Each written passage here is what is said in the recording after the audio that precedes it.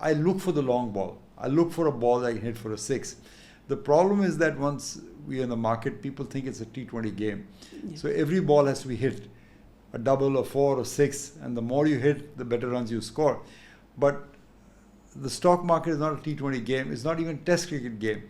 It's a game where you can have almost unlimited pitches till you find the fat ball outside the off stump, which you can hit for a full toss for a six. And that's what you need to do. So you could go by 1 year, 6 months. Patience is more important in this business. And wait for that fat pitch, full toss outside the off stump, hit for a six. So once you're ready to wait, the opportunities will show up. Every day the market comes and tells you ITC at 400, Reliance at 2000, HDFC Bank at 2200, but you don't do anything about it. Yes. Only at sometime during a panic or sometime during a meltdown, market will throw you some unbelievable bargains. We got some real estate stocks 100, that's 8 times that amount. So many stocks at that point. So the market is such a game that you want to wait for that fat pitch outside the off stump and only then hit it out of the park. It is not T20. I keep repeating that you have to hit it every ball. In fact, if you hit it every ball, you're probably going to get out and probably not make the runs and the score and the compounding that you want to for the rest of your life. So you mentioned, you made a very valid point that you have to wait for bear markets, you have to embrace them because the major wealth bargains you will find in bear markets, right? So now coming to the question that I asked, okay, so as an investor, we have to embrace bear markets. But in a bear markets, how do I identify which sectors could lead the next bull market? That does require a lot of due diligence and work. There's some of the things that are helpful in that the sectors will be very unpopular because that's when you're getting the cheapest bargains in the market. So I think for the last 10 years before this bull market, no one had made money in any public sector stocks. But what happened as a result of that, people got complacent and didn't do their homework on the stocks. We went and did the homework on these stocks. There were a bunch of new defense PSUs, for example, and rail PSUs that were being listed.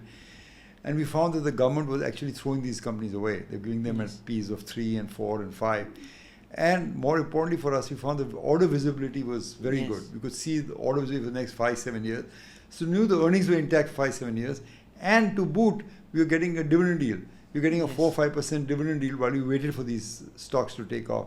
So it was a very heady cocktail. But typically you will find these combination of factors of unknown and unfashionable. Some combination of those will be there. For example, in 92, ACC, prior to the cement run in ACC had been in a bear market for the last 40 years. And then because of deregulation it changed and no one picked it up except people who are following this very closely. They always saw it go up and go down back again. In 2000, no one understood the technology sector. I could benefit from it because I was a part of the technology boom in America. And that went from being unfavorable to completely favorable. Prior to that, no one wanted to invest in companies that had intellectual property, only doing with brick and mortar businesses. And we kind of understood that, so that helped us out there. So in every bull market will have its leadership, but typically they will come when the bear market is getting over, and it's a very unfashionable and unknown sector. The ownership will be very less in the market. That will propel it higher.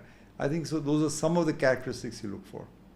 That's a great answer, great insights. And sir, how do you identify a bear market is about to start? Because I was watching one of your videos and you said that some of the Bollywood celeb called you, and that was basically in your mind that okay, this maybe we are nearing the end. So do we look for such insights, or are there any other parameters you look to identify a bear market? There are many parameters.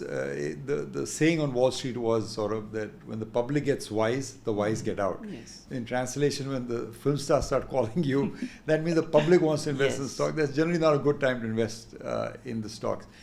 Also, how the market reacts to news.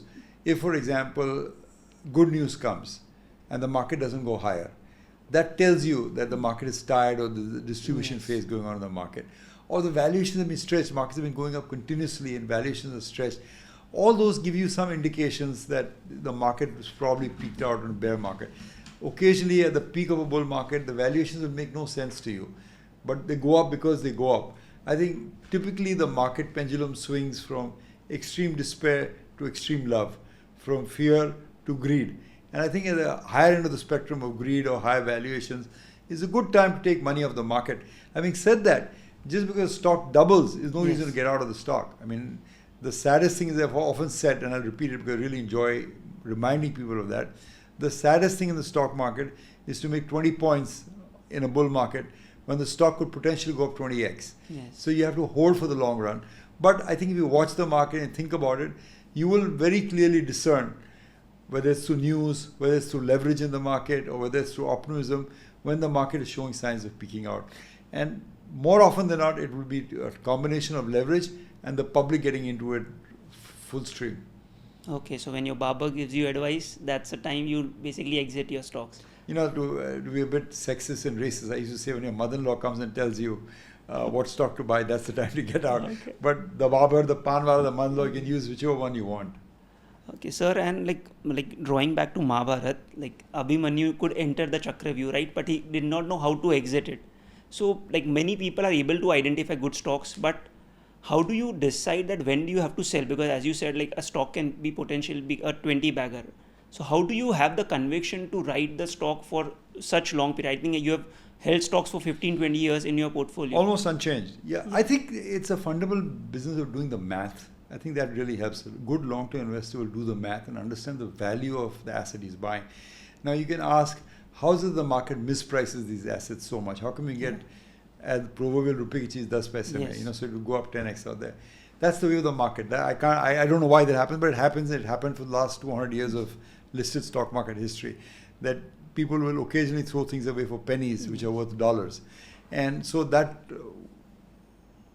will happen and will continue to happen, because markets always swing between these two extremes of fear and greed. So when people are fearful, they say, let me get out whatever I can from this business. And someone who understands the business, will be able to profit from it. To give you an example of, say, the PSU stocks that you mentioned, again, in a matter of academic and not for any recommendation purposes. When some of the defense shipyards were listed, they were trading at basically cash value. They were at few thousand crores market cap, and they had equivalent amounts of cash in their balance sheet, plus with order books for 5-7 years. That's what we call cheap in the market, and plus you're getting a 5% dividend yield to wait. The only thing was that if a party happened, would the public come? But they always come. When there's a party, they always join on. So as the earnings exploded, the public started coming and being fascinated with this company. There was good corporate governance. The corporate governance improved with these stocks. The earnings profile improved with the stock, and a whole bunch of investors. What really helped me, Sourabh, just to understand that there was a lull period in PSUs, like I said, for 10-15 years. They didn't give any return. In fact, gave negative returns. So people were disillusioned by holding these public sector stocks. Two things happened. First, prior to that, they had a great run, which people forgot about, which I had participated in. So I had bought stocks 20 years ago called Bharat Electronics, Bharat Earth Movers, which gave me CMC, which gave me 50, 100. So I understood the value of these business propositions. They were commanding heights in the Indian economy. What needed was corporate governance. And I think when the Modi government came in, after 3-4 years, the corporate governance improved dramatically in these businesses. The defense leakage that used to happen, the railway contracts that used to go late, were all solved basically. And that led to this huge bull run. Amazing. So you mentioned about corporate governance, which is also like a good part. Like we should know about management quality when you're investing in a business. How does a normal retail investor identify management? Because we can look at numbers, but how do you take that judgment call while identifying the management, whether they can deliver or not? It's like how you find a spouse, you got to pray. You find the right spouse. No, I'm joking. I think it's good that when you meet entrepreneurs, they have a sunny side. They look at the bottle as half full rather than half empty. It helps that. Then they have a combination of integrity, energy, excellence, and integrity is very important, because if he doesn't have integrity as energy, he'll probably head the company into bankruptcy out there.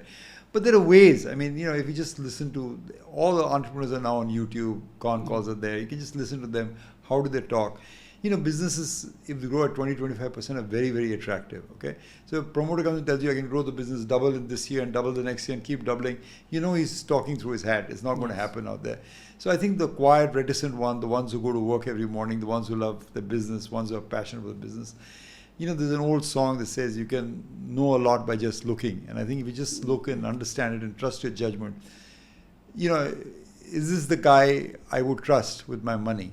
If you just ask yourself a question, instead of the guy who makes wild promises to you, I think you'll be able to judge them. But it helps to have the skin of optimism, integrity, and of course a little bit of luck is always necessary. Absolutely. And so that's drawing back to a conversation which you mentioned 12 years ago, and it still stays in my mind. You said that like buy when there's an opportunity, buy in truckloads. So like how do you have that conviction to basically bet big, and like how much should a person, like if I have a conviction in stock, how much percent of my net worth should I put in that stock? Yeah, I'll answer this question various ways. Uh,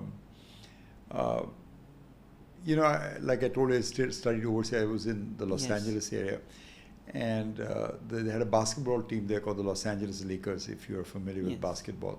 Very storied team, won many championships out there. And they were on a losing streak when I was first initial years. So in midstream, they fired the coach. They had a new owner. They fired the coach, brought a new coach in there, and they went on an amazing winning streak. 6-7 games in a row they won. And someone asked the coach, what is the secret sauce of his success? How did this team go from losing to Yes. winning? And he said, I just make sure the boys show up on time. That was his thing. So the first thing in the stock market is that you got to show up every day. Okay, Yes. it's not like you show up when the market is making a new high, or when there's excitement on the street, or when the budget is being announced, or when earnings come out. You have to show up every single day of the market, and then over time the fog lifts, the cloud clears, and you get an idea of value. That proverbial full toss ball outside the off stump. Yes. That's only if you're there every day in that business, you will get it. I'll give you an example of a full toss that was thrown to me. I started going to the market every day, but I was struggling. I wasn't finding, my rhythm. But I was going every day trying to find a deal. And then one fine day, a friend of mine told me, here's this balance sheet, Ramesh, would you study it, And I remember studying the balance sheet at night and not being able to sleep because it didn't make sense. I mean, this company was so cheap. Yes. I said, how is it so cheap? But the point is that I showed up that day and he gave me the balance sheet. If I showed up once in 3 months or 6 months, hey, what's going? Probably would not have got the balance sheet. You show up every day and that gives you this thing. And we turned out to buy the stock, and the stock was my first 100 bagger. Okay, before that, no one knew me. After that, nobody could ignore me, as I said. And the stock happened to be a company called CMC at that time. So the point is that you show up every day, you pay your dues, and it happens when it happens. It could happen 6 months into your journey, it could happen 6 years into your journey. But the opportunity will show up. But you have to be ready. You have to show up when the opportunity shows up. I think that's the key.